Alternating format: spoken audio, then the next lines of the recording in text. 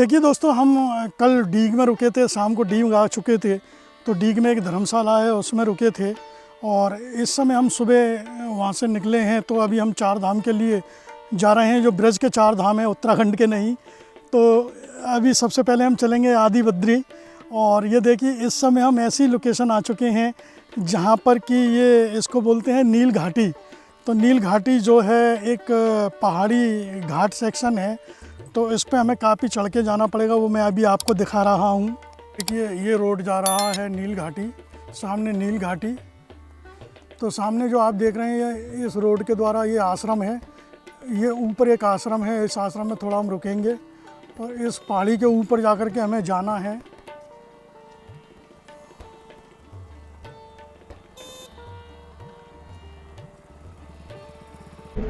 हम नील घाटी की पहाड़ियाँ चढ़ेंगे। तो साइकिल तो हम नहीं चला, पैडल के द्वारा तो नहीं जा पाएगी। और ये साइकिल जो है हमें पैदल खींच करके लेके जानी पड़ेगी। तो आगे हमारी हालत ख़राब होने वाली है।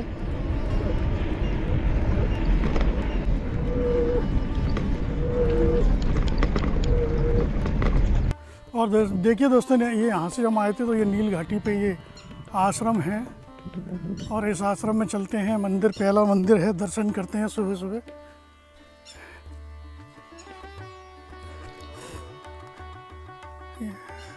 राधे राधे महाराज। और ये यहाँ एक आश्रम है, इस आश्रम में भी परिक्रमार्थियों की रुकने की भी व्यवस्था है। यहाँ रात्रि विश्राम कर सकते हैं। तो हाँ, नील घाटी आश्रम है ये। और सबसे पहले मंदिर में दर्शन करते हैं।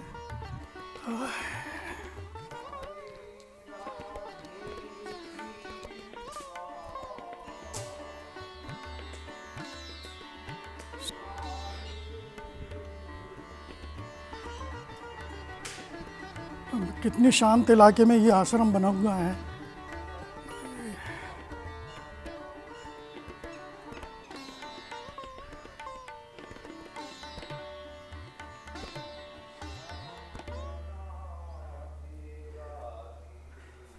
और ये शिव परिवार। तो दोस्तों, इससे आगे हम चलेंगे तो आगे करीब 2 या 3 किलोमीटर की दूरी पर आदि बद्री का मंदिर है।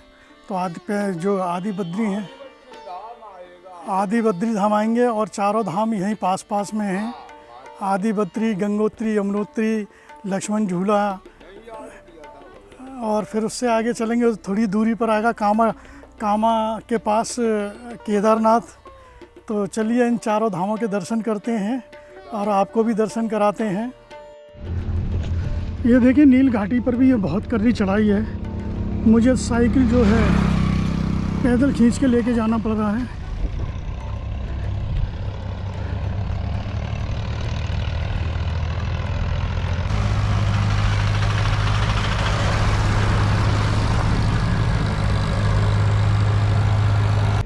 और नील घाटी की जब चढ़ाई के बाद अब हमें आराम मिलेगा। उतार आ गया है। तो यहाँ से लेकिन यहाँ से आगे रोड नहीं है, ऊबड़ खाबड़ रास्ता है।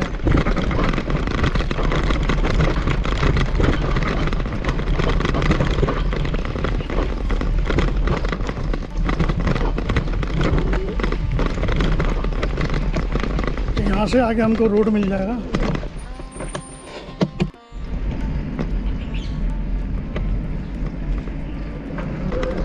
इस समय दोस्तों हम आदि बद्री आ चुके हैं। तो चलते हैं अंदर मंदिर के, आदि बद्री के दर्शन करते हैं, आपको भी कराते हैं।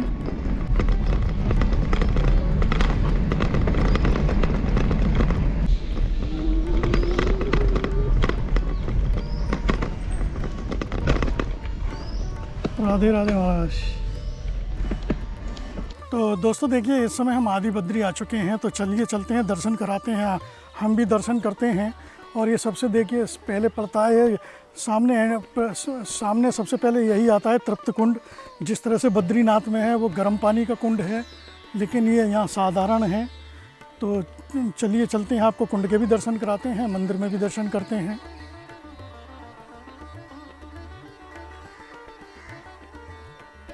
ये तृप्त कुंड, लेकिन इसमें जालियां लगा रखी हैं और अभी एंट्री बैन कर रखा है। नीचे तक तो जा सकते हैं लेकिन आप स्नान वगैरह नहीं कर सकते हैं। और ये काफ़ी अच्छा बना हुआ है। श्री कृष्ण भगवान ने यहाँ अपने माता पिता को दर्शन करने के लिए चार धाम यहीं उनको आमंत्रित किया तो यहीं आ गए थे। यहाँ परिक्रमार्थियों के रुकने की भी व्यवस्था है हुई, तो काफ़ी बड़े क्षेत्र में है ये। और यहाँ परिक्रमार्थी जो भी आते हैं ब्रज 84 कोस की, तो यहाँ रुक भी सकते हैं, रात्रि विश्राम कर सकते हैं। तो चलिए चलते हैं बद्री विशाल मंदिर में।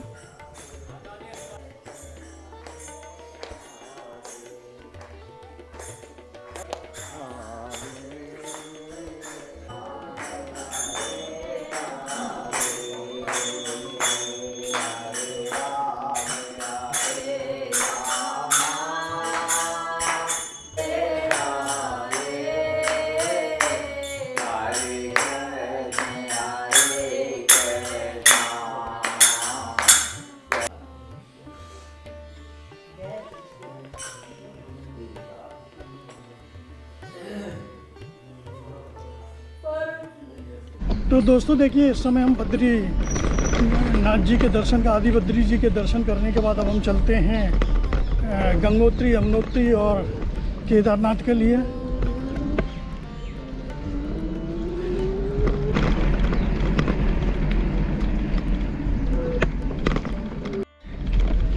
उससे पहले हम चलते हैं हरिद्वार, मनसा देवी, हरकेश्वर महादेव, हर की पैड़ी।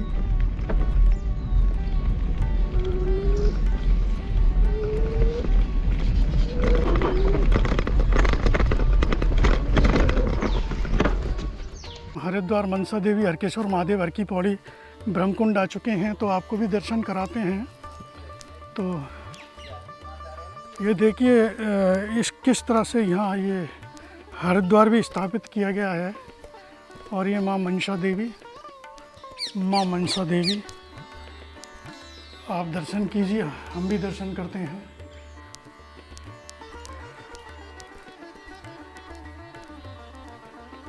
बहुत ही सुंदर ये घाटियों में स्थापित किया गया है। और ये सामने हरकेश्वर महादेव।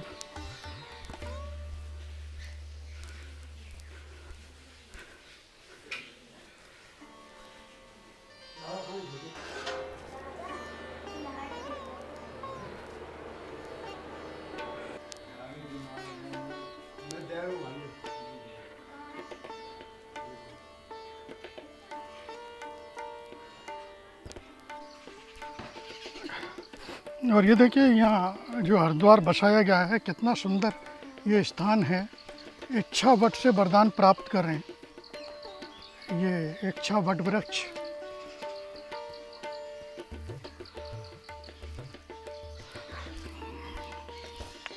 यहाँ प्राण प्रतिष्ठा का कार्यक्रम भी है, तो ये शनिदेव जी भी यहाँ स्थापित किए गए हैं। अगर आप हरिद्वार में आ सकते हैं तो यहाँ पर भी आप शनि भगवान के दर्शन कर सकते हैं। ये हरिद्वार जो चार धाम ब्रज 84 कोस में जो बसाया गया है, यहाँ ये शनि भगवान जी का भी मंदिर कल प्राण प्रतिष्ठा का कार्यक्रम है। और ये मंदिर के महंत जी हैं। प्रयागराज से हम लोग आए हैं, मम्मी पापा को दर्शन कराने आए थे, अपने माता पिता जी को। तो हमें यहाँ अच्छा लगा कि हम माता जी से भगवान श्री कृष्ण चार धाम बसाए थे। हमारे मन में ऐसी बात आई कि अपने माता पिता के लिए एक धाम बसाऊँ, फणिधाम धाम। इसलिए हमने फणिधाम बसाने का गुरु जी से परामर्श लिया। गुरु जी ने परामर्श दिया तो फणिधाम बस गए। हमारे माता पिता आए यहाँ, सास ससुर दर्शन करने के लिए, तो हम लोग का इच्छा था, तो हम लोग मंदिर बनवाए शनि भगवान का। कल हम लोग का मंदिर बना, फिर शनि भगवान कल बैठे यहाँ पे।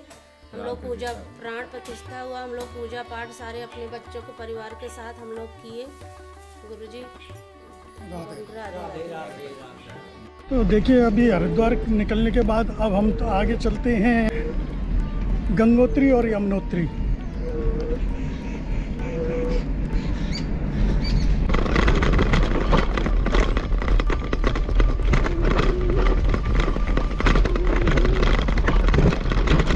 तो तो देखिए दोस्तों, इस समय हम गंगोत्री और यमुनोत्री आ चुके हैं, लेकिन ये जो पीछे आप देख रहे हैं पहाड़, इस पहाड़ के पीछे एक पहाड़ और है, तो वहाँ से ही उस पहाड़ पर बारिश के मौसम में दो धाराएं बहती हैं, एक को यमुनोत्री बोलते हैं, एक को गंगोत्री बोलते हैं। और ये पीछे मंदिर है, ऊपर जा कर के तो वहाँ से दिखाई देगा। तो मैं इसलिए नहीं जा रहा हूँ कि मेरी जो बाइसिकल है, साइकिल है, उस पर पूरा सामान लोड है और यहाँ मुझे कोई नज़र नहीं आ रहा है जिसके मैं भरोसे छोड़ कर के जाऊँ। तो इस तरह से यहाँ जंगल में साइकिल को मैं छोड़ कर नहीं जा सकता। तो दोस्तों, अभी मैं आपको दर्शन कराता हूँ। सामने ऊपर मंदिर है, उस मंदिर से ये जो सामने जो पहाड़ दिखाई दे रहा है वही गंगोत्री यमुनोत्री है। वहाँ से दोनों तरफ एक पहाड़ इधर, एक इधर और एक इधर। तो आप एक तरफ से जो बरसात के मौसम में जो जब पानी आता है तो एक धारा गंगोत्री के रूप में आती है और एक यमुनोत्री के रूप में आती है। तो ये गंगोत्री और यमुनोत्री वाला स्थान है। तो अभी यहाँ कोई भी, देखिए यहाँ कोई भी नज़र नहीं आ रहा है। तो मेरी साइकिल वहाँ रखी है, तो मैं साइकिल छोड़ करके वहाँ मंदिर तक नहीं जा रहा हूँ। अगर यहाँ कोई होता तो मैं उसकी जिम्मेदारी पे छोड़ जाता। यहाँ पर ये देखिए कितना बेहतरीन बैठने का भी हिसाब किताब है। और दोस्तों, जो धारा यहाँ आती है वो धारा इधर आ जाती है। अभी इस समय सूखा पड़ा हुआ है, नहीं तो यहाँ ये पूरा गंगोत्री यमुनोत्री की धारा इधर उससे होकर के निकलती है।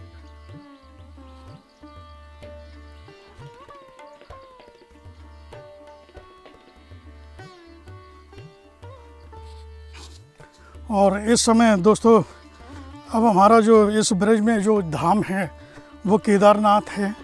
वो कम से कम यहाँ से 13 या 14 किलोमीटर की दूरी पर है। तो चलिए चलते हैं अब केदारनाथ धाम। रास्ता बहुत ज़्यादा ख़राब है, गांवों में होकर के जाना पड़ेगा, तो ऊबड़ खाबड़ रास्ता है। तो देखते हैं कितना समय में हम पहुंचते हैं केदारनाथ धाम। हमारी साइकिल पे सारा सामान लोड है, तो इसको छोड़ के हम ऊपर नहीं जा सकते हैं। अगर यहाँ दुकानदार होते या कोई होते तो उसके द्वारा हम उनके सुपुर्द कर जाते। तो दोस्तों देखिए, अब हम यहाँ से करीब 14 किलोमीटर की दूरी पर केदारनाथ धाम है, जो कि कामा में आता है। तो अब हम कामा के पास जो केदारनाथ धाम है, केदारनाथ धाम करते हैं। तो उसी के साथ हमारी ये ब्रिज में जो 4 धाम हैं वो कंप्लीट हो जाएंगे। फिर उससे आगे हम इस परिक्रमा को जारी रखेंगे। तो शाम तक देखते हैं हम कहाँ तक पहुँचते हैं। तो दोस्तों देखिए, इस समय हम केदारनाथ आ चुके हैं। सामने पहाड़ी नज़र आ रही हैं। उस पहाड़ी पे बिल्कुल केदारनाथ की तरह पहाड़ी पर चढ़ना पड़ेगा। मुख्य प्रवेश द्वार केदारनाथ जी का। और ये सामने चोटी आपको दिखाई दे रही है, इस चोटी पर हमें जाना है।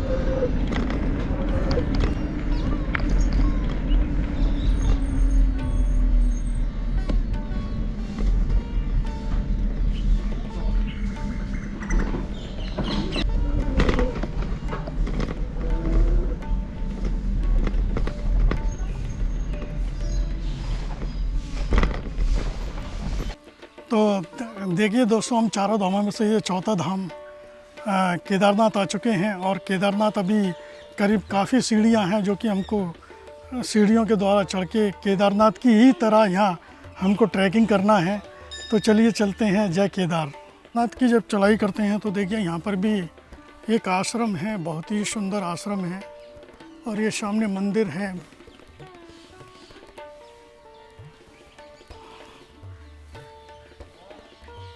हमने साइकिल अपनी यहाँ खड़ी कर दी है।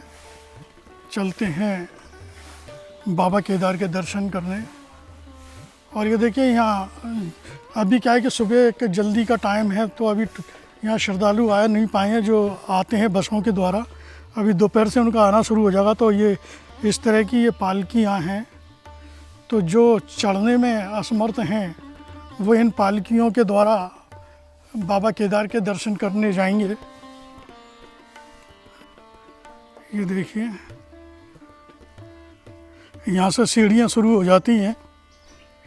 ये सीढ़ियाँ शुरू हो जाती हैं। पिछली बार जब मैं आया था ये टीन शेड नहीं था, इस बार ये टीन शेड है। तो दोस्तों देखिए, इस समय हम 4 धाम यात्रा के तहत और ये जो ब्रज में चार धाम हैं, उनमें से ये केदारनाथ मंदिर बिल्कुल केदारनाथ की तरह ही सीढ़ियों के द्वारा चढ़ाई, एक पहाड़ी पर चढ़ाई करना होता है जब केदार बाबा के दर्शन करने होते हैं। तो चलिए चलते हैं बाबा केदार के दर्शन करने।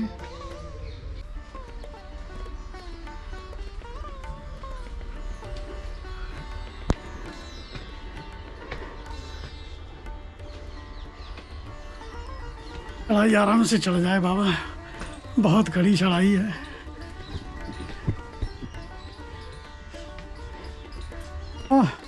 परिक्रमा कर रहे हो? 84 कोस की। 84 कोस की। कहाँ से आए आप? ये चरण पहाड़ी से उठाई है। अच्छा, चरण पहाड़ी से उठाई है। आज पहला दिन है? नहीं, 8वां दिन है। 8वां दिन है। आज पूर्ण हो भी जा रही है हमारी। आज पूजा पूर्ण हो जाएगी। हाँ, केदारनाथ के दर्शन करते हुए चरण पहाड़ी पर ही समाप्त तो हुई। 84 कोस की है कि वैसे? 84 कोस की। 84 बड़ी परिक्रमा। बड़ी परिक्रमा। राधे राधे राधे राधे।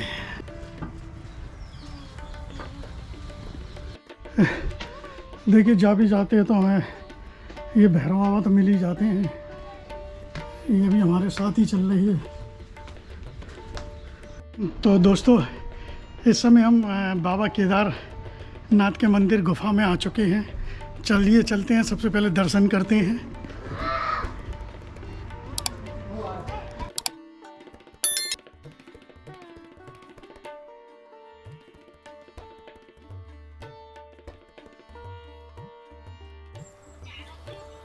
और ये देखिए, इस पत्थर में सामने गणपति जी, ये भी एक करिश्मा है। पत्थर में गणपति जी, ये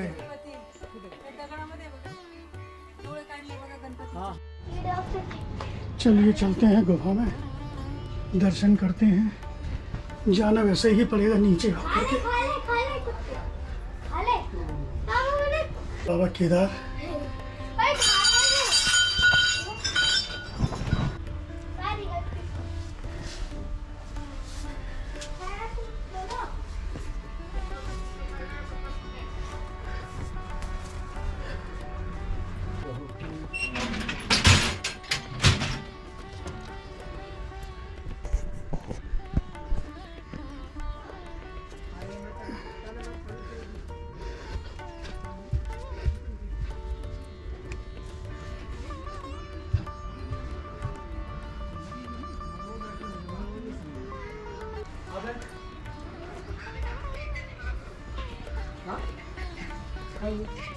तो देखिए दोस्तों, मैंने आपको ये ब्रजधाम में जो केदारनाथ मंदिर है उसके दर्शन कराए। गुफा के अंदर हैं केदारनाथ बाबा, और ये मेरे पीछे ये गुफा है, इसके अंदर हम गए थे, अपने दर्शन किए और आपको भी कराए।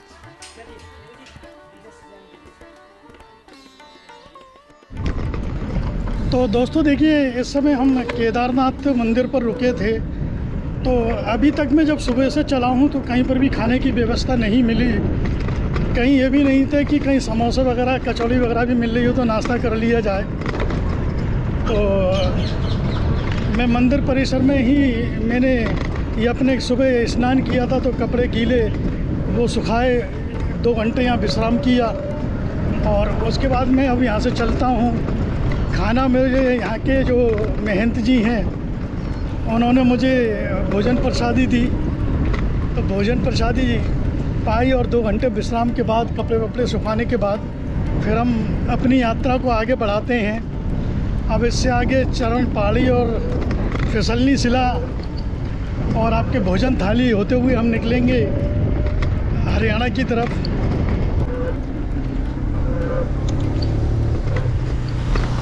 तो दोस्तों देखिए, इस समय हम चरण पहाड़ी आ चुके हैं। तो चरण पहाड़ी पर चलते हैं और मंदिर में दर्शन करते हैं, आपको भी कराते हैं। और आज यहाँ इस समय चरण पहाड़ी मंदिर में काफ़ी भीड़ है। देखिए किस तरह से यहाँ श्रद्धालु आए हुए हैं। और तो चलिए दर्शन करते हैं।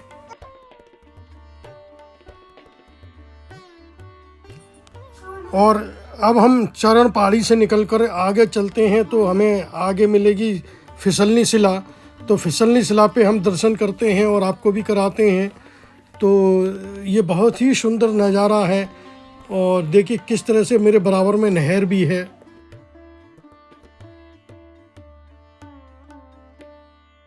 कृष्ण की फिसलनी शिला आ चुके हैं, चलते हैं। चलना भैया चलना। राधे राधे।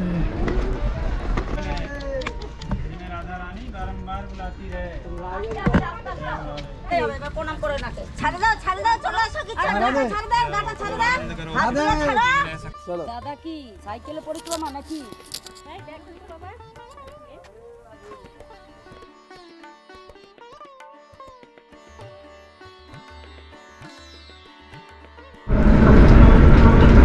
फिसलनी शिला के दर्शन किए और काफ़ी श्रद्धालु भी आए हुए हैं आज। इससे पहले भी मैं आ चुका हूँ तो लेकिन उस समय यहाँ इतना श्रद्धालु नहीं थे। तो दोस्तों इस समय हम भोजन थाली आ चुके हैं। तो देखिए उस समय भगवान श्री कृष्ण और बलदाऊ जो भोजन किया करते थे तो उनके भोजन के प्रतीक चिन्ह आज भी यहाँ मौजूद हैं।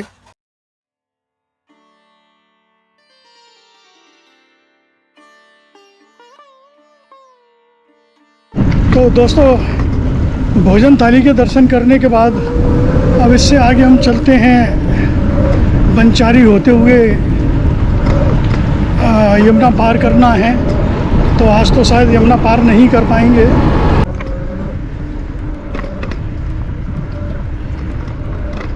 देखिए दोस्तों, आज मेरा ये परिक्रमा का तीसरा दिन है साइकिल से ब्रज 84 कोस की, और आज मैं शाम तक दाऊजी पहुंच जाऊंगा जहां मैं अपनी इस परिक्रमा को समाप्त करूंगा। तो और इस समय मैं एक खामी गांव है, खामी गांव जाना जाता है। एक कथावाचक हैं, बेटी हैं एक कथावाचक देवी चित्रलेखा। तो उस गांव में हम, गांव शुरू होने से पहले एक आश्रम है, उस आश्रम में आज हमने रात को विश्राम किया था। तो अब हमारी यात्रा यहाँ से शुरू होती है और शाम को हम पहुँचेंगे दाऊजी पर जाकर हम अपनी परिक्रमा समाप्त करेंगे।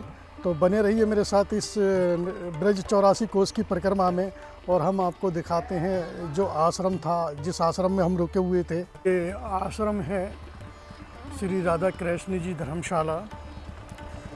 आश्रम बहुत सुंदर है।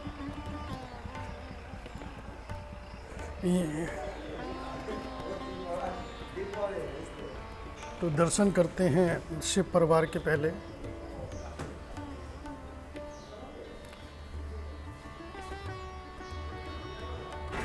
और ये आश्रम बहुत ही सुंदर है।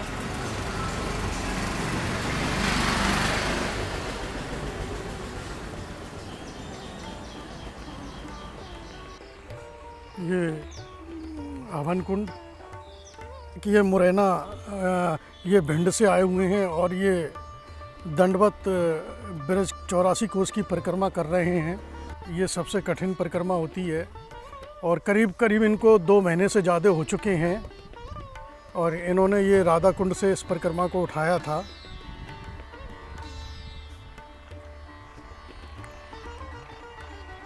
का शुभ नाम? लालू प्रसाद शर्मा।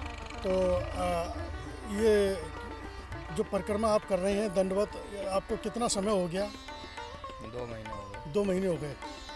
तो और अभी कितना समय लग जाएगा? और 2-3 महीने। इसमें 2-3 महीने और लग जाएंगे। तो इस परिक्रमा को दंडवत करने से आपको कैसे प्रेरणा मिली? प्रेरणा पता मन में आया, थोड़ा इच्छा हुई तो। अच्छा, इच्छा वाली बात थी आपका, कोई विशेष कारण नहीं है। हाँ। तो अब आपको यहाँ इस परिक्रमा में जिससे 2 महीने आपने गुजार दिए, तो आपको इसका अनुभव हमें बताएंगे, कैसा महसूस हुआ और कैसा आपको लगा? कोई परेशानी हुई या नहीं हुई? कोई परेशानी नहीं, लगभग अच्छा है। चलते हैं तो मतलब दंडवत परिक्रमा कर रहे हैं तो बहुत सारे बेनिफिट हैं, अब कह नहीं सकते हैं। चलिए, अच्छी बात है। आपकी परिक्रमा शुभमय हो। बहुत बहुत धन्यवाद आपका शर्मा जी, और आपसे मिलकर बड़ी खुशी हुई।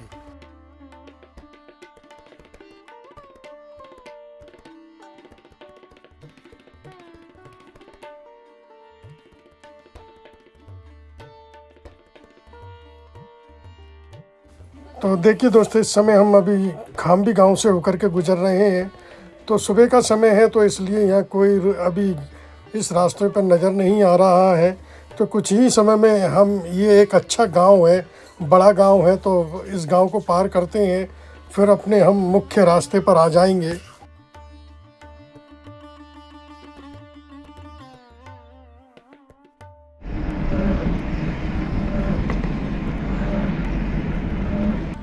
दोस्तों देखिए, इस समय हम हसनपुर कस्बे को छोड़ करके बिल्कुल यमुना के पास आ चुके हैं। तो यहाँ से हमको बोट मिलेगी और उस बोट के द्वारा हम यमुना जी को पार करेंगे। जय राधे राधे। तो बोट को द्वारा हम पार करेंगे। पार करने के बाद फिर उधर हमको कुछ पैदल चलना पड़ेगा, क्योंकि उधर मिट्टी और रेती बहुत है। तो देखते हैं हमें बोट यहाँ से मिलती है या फिर और कहीं जाना पड़ेगा।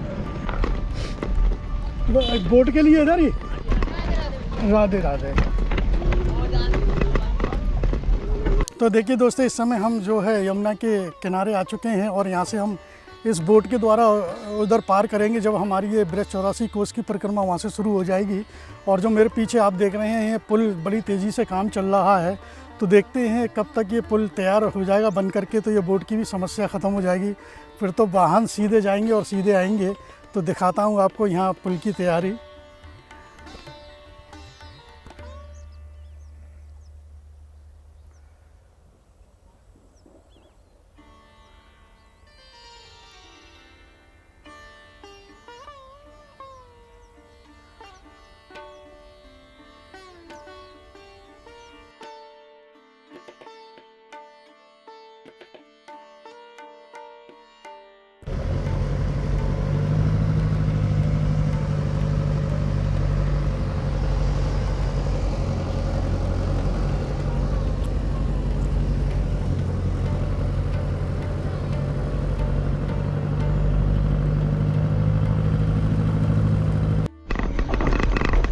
दोस्तों, जमुना जी पार करने के बाद करीब ये 3 किलोमीटर हमें कच्चे में ही चलना है इस तरह से। तो कहीं कहीं पर यमुना की रेती इतनी गहरी होती है कि हमको साइकिल पैदल खींच कर लेके जाने में भी बड़ी परेशानी होती है। और ये मिट्टी भी नहीं है, सारी ये रेती है यमुना जी की। तो 3 किलोमीटर हमें इसी में चलना है। 2 महाराज जा रहे हैं जो कि ब्रज 84 कोस की पैदल परिक्रमा कर रहे हैं।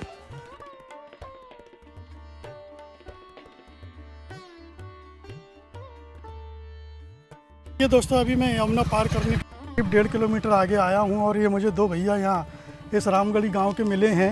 इन्होंने मुझे रोका, काफ़ी इनसे मेरी बातचीत हुई। तो भैया, आपका शुभ नाम? मेरा नाम राम कुमार पटवारी। इनका नाम पटवारी जी। तो आप कुछ कहना चाहोगे? यही कहना चाहेंगे कि आप यात्रा में चल रहे थे, बहुत अच्छा लगा था हमको। बाइक रोक के नहीं, हमने देखा था, मैंने कैमरा लगा हुआ है, कुछ ना कुछ वीडियो शूट हो रही है, तो हमें बहुत अच्छा लगा है। और इस मनोकामना के लिए हम प्रभु से यही चाहते हैं, बहुत अच्छा है। और हमारी 14 कोस ब्रज परिक्रमा में साधु संत चलते ही रहते हैं। और कोई ना कोई, जब हम आते हैं घर से निकल के, तो कोई ना कोई हमें अवश्य मिलता है। घर से निकलते हैं तो यही सोचते हैं कि हमारी जो 14 कोस की परिक्रमा है, उसमें कोई ना कोई भगवान का रूप हमें मिलता है। तो आप सुबह हम जैसे घर से निकल रहे हैं पूजा करने के लिए, मंदिर के लिए जा रहे हैं अभी पूजा करने के लिए, तो जैसे घर से निकल रहे हैं तो हमें तो आप ही भगवान जी समझ के दर्शन हो रहे हैं। अच्छा, जैसे अभी जो बाढ़ आई थी तो ये कहाँ तक पानी था? ये हमारे पूरे गांव में ये यहाँ जगह पर पानी बहुत ज़्यादा। तो देखिए, ये भैया जी बतला रहे हैं, यमुना में जो अभी इस समय बाढ़ आई थी, तो ये मान के चलिए कि जिस जगह हम खड़े हुए हैं तो यहाँ पर भी हम इतना पानी था हम पूरे डूब जाएं। तो और ये गांव करीब वहाँ से यमुना नदी से 2 किलोमीटर कितना 2 किलोमीटर की दूरी पर है। तो इतने क्षेत्र में ये पानी था। और ये रास्ता भी अभी बनाया जा रहा है, ये भी पूरा समतल हो चुका था। 84 कोस ब्रज परिक्रमा का ये रास्ता है जिसमें परिक्रमा चलती थी। तो भैया जी, आपसे मिलकर बड़ी खुशी हुई, बहुत बहुत धन्यवाद आपका। तो दोस्तों देखिए, अभी जो यमुना में बाढ़ आई हुई थी तो पूरा ये पानी था यहाँ, और ये रास्ता भी पूरा डूब चुका था। मतलब रास्ता, ये देखिए, ये रेती वगैरह यमुना की जो रेती है उसको एक तरफ करके ये फिर दोबारा से ये रास्ता बनाया गया है। पार करने के बाद एक गांव आता है, ये गांव है अलीगढ़ डिस्ट्रिक्ट में, इसका नाम है टप्पल। मुझे पूरी तरह से तो नहीं मालूम है, अगर कोई गलती हो तो मुझे क्षमा करना। ये टप्पल कहलाया जाता है। तो देखिए, यहाँ रोड बिल्कुल सही नहीं है, हमें कीचड़ में होकर के, इस गंदे पानी में होकर के निकल के जाना पड़ रहा है।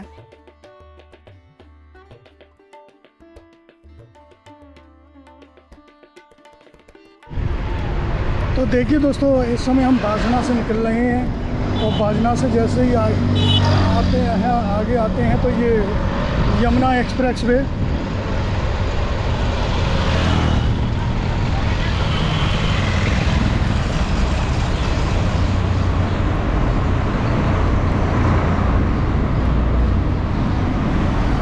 तो देखिए दोस्तों, अब यहाँ से बलदेव जो है दाऊजी करीब 14 किलोमीटर की दूरी पर है और हमारी कोशिश थी कि आज हम अपने घर भी पहुंच जाएं। और दाऊजी से बलदेव जी से हमारा घर जो है करीब 30 किलोमीटर की दूरी पर है। तो हमने बहुत कोशिश की थी, लेकिन जगह जगह माट में और यहाँ राया में हमें बहुत जाम मिला। जाम में फंसे रहे, हमारे एक 2 घंटे ख़राब हुए, तो हम नहीं पहुँच पाए घर। हमारी दिवाली जो है आज बलदेव में मनेगी और बलदेव में ही आज हम विश्राम करेंगे, क्योंकि बहुत कोशिश की, नहीं जा पाए। और दोस्तों एक बात और बता दूं कि इस तरफ ना तो कोई मंदिर पड़ते हैं ना कोई वो पड़ते हैं, ये दर्शन लायक जो बड़े बड़े मंदिर जो होते हैं। तो इधर से जब हम आए थे तो हम सीधे आए। और हाँ, कुछ क्षेत्र ऐसे हैं कि गांवों में घूमना पड़ता है, तो उन गांवों को हमने अवॉइड किया, क्योंकि उन गांवों में अधिकतर में हमने गांव में होकर के निकले भी थे तो जगह जगह कीचड़ और पानी भरा हुआ था। तो ये समझ लो घुटने पानी में होकर के हमको निकलना पड़ा था, गंदा पानी नालों का, नालियों का। तो हमने इसलिए उसको अवॉइड किया, गाँवों में ना जा कर के हम सीधे रोड के द्वारा आए। तो अब हम माट को पार करके और राया को पार करके हम अब यहाँ से करीब घंटे भर में अंधेरा तो हो ही जाएगा। अभी हम दाऊजी पहुँच जाएंगे। तो देखते हैं, आज ही हम अपनी परिक्रमा को यहाँ समाप्त करेंगे और सुबह हम वापस अपने आगरा के लिए प्रस्थान करेंगे। तो दोस्तों देखिए, इस समय हम जो है बलदेव आ चुके हैं। आज हम यहाँ विश्राम करेंगे, सुबह यहाँ मंदिर में दर्शन करेंगे, अपनी यात्रा को बढ़ावा देंगे, उसके बाद हम अपने घर के लिए रवाना हो जाएंगे। तो देखिए, मैं इस समय दाऊजी आ चुका हूँ बलदेव, और यहाँ दाऊजी में मैं एक लालदास जी की बगीची है, उस बगीची में रुका हुआ हूँ। स्नान वगैरह कर लिया है। आज दिवाली का दिन है, तो आज मैं घर नहीं पहुंच सका, इसका मुझे थोड़ा अफसोस है, क्योंकि मैं जाम में फंसा हुआ था। और ये बिल्कुल एकांत में जाके नहर के किनारे है, और ये अभी आरती का समय है। अभी आरती होगी तो आपको आरती दिखाते हैं। और मैं आज सुबह दाऊजी महाराज के दर्शन करूंगा, वहाँ पूजा वगैरह करूंगा। अंधेरा होने की वजह से यहाँ कुछ साफ नज़र नहीं आ रहा है। ये गौशाला, ये छोटा सा मंदिर, और आरती शुरू हो चुकी है, तो चलते हैं आरती में।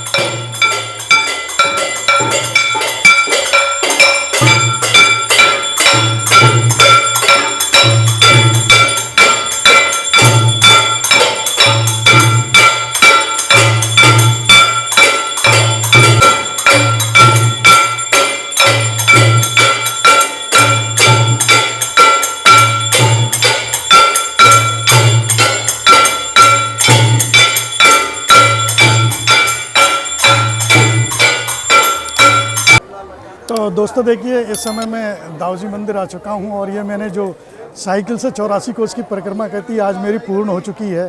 तो इस समय मैंने दर्शन कर लिए हैं। तो मंदिर के अंदर अभी साफ़ सफाई चल रही है, और लेकिन एक तेल का दीपक जल रहा है, उसी की रोशनी में दर्शन होते हैं। तो दोस्तों, इस समय मैं परिक्रमा पूर्ण करने की खुशी में बहुत खुश हूँ, और मैं अभी मैं आपसे विदा लेता हूं और अब चलता हूं यहां से। तो दोस्तों, अगर यह मेरा वीडियो पसंद आया हो तो लाइक और शेयर और सब्सक्राइब करना प्लीज़ धन्यवाद।